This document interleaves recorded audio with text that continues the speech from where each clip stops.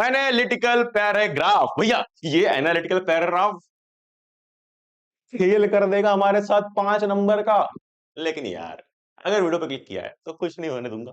5 marks letter के दिलवा दिए, 5 मार्क्स एनालिटिकल पैराग्राफ के भी। एक बार ब्रेकडाउन देख लो, फिर समझाता हूं कि कैसे लिखना है। देखो ब्रेकडाउन क्या है कि 2 मार्क्स कंटेंट के, 2 मार्क्स ऑर्गेनाइजेशन ऑफ आइडियाज की सीक्वेंस में लिख रहे हो, और 1 मार्क्स ही एक्यूरेसी का। एक्यूरेसी का सिर्फ 1 मार्क्स है, और एक्यूरेसी के ही अंदर सब कुछ आ जाता है भाई।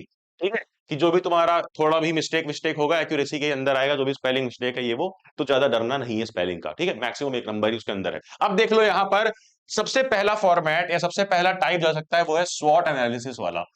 क्या स्ट्रेंथ दे देगा, वीकनेस दे देगा, अपॉर्चुनिटी और थ्रेट, 4 चीजें दे दी।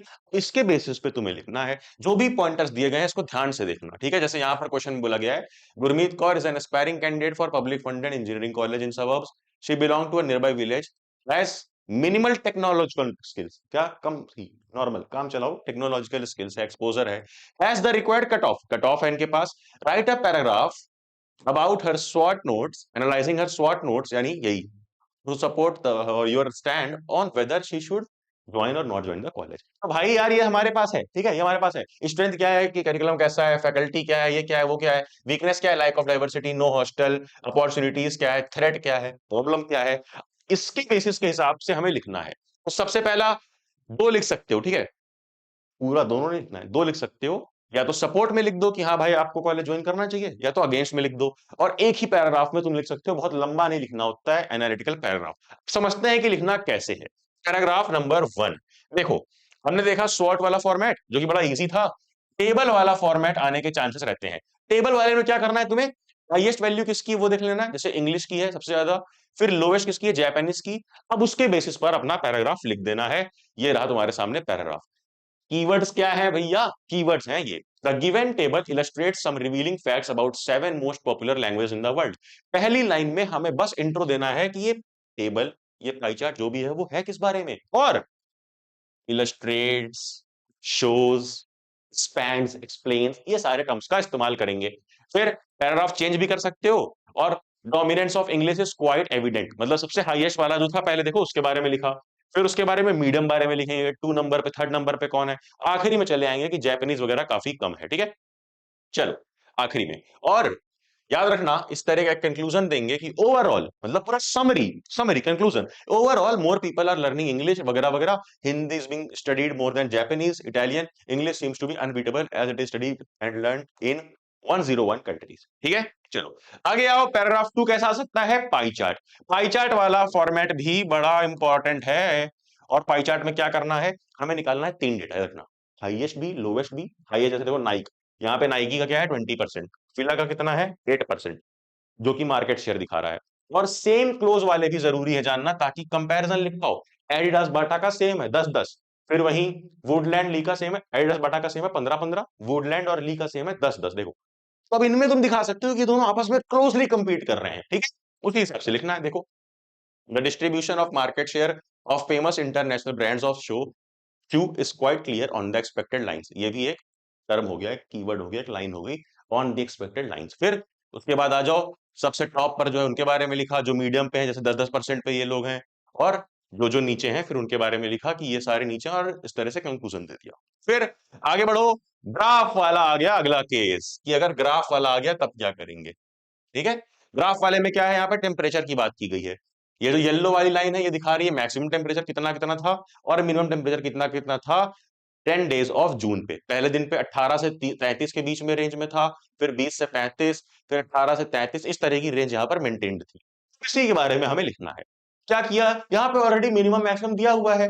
कैसे मैक्सिमम पता कर लो भाई, सबसे मैक्सिमम 44 वाला रेंज कब था, देखो date date date date date, ये 9 जून के आसपास। और सबसे कम वाला ग्राफ ये 18, सबसे कम 18 कब था, ये भी 9 और 10 के आसपास। तो उस हिसाब से तुम्हें लिखना होगा maximum minimum. The maximum temperature during the day time varied from इतना तो इतना एंड इतना तो इतना।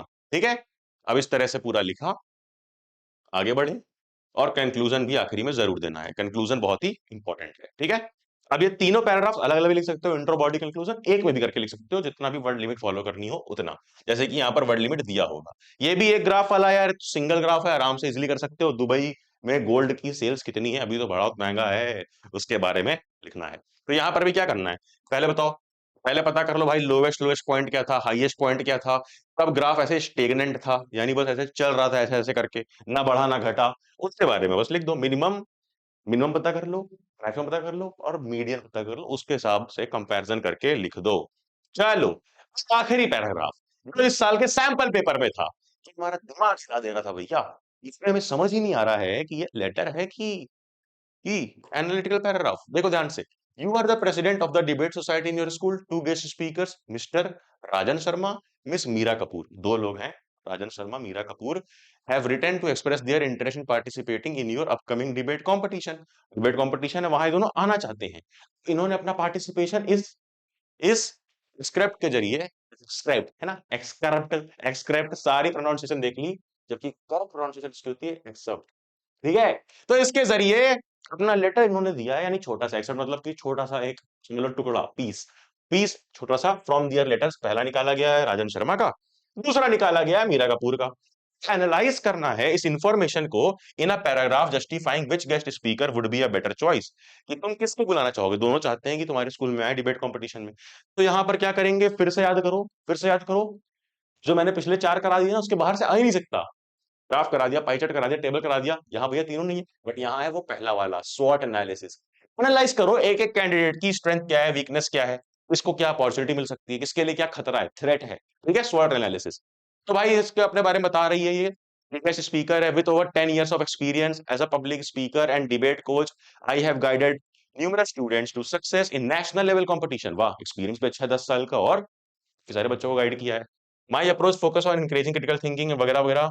आई have previously spoken at various schools and universities, कई सारी जगह बोल चुके हैं। Often receiving positive feedback for my engaging session and practical insight, I believe my experience and knowledge can inspire and empower your students to excel in debating.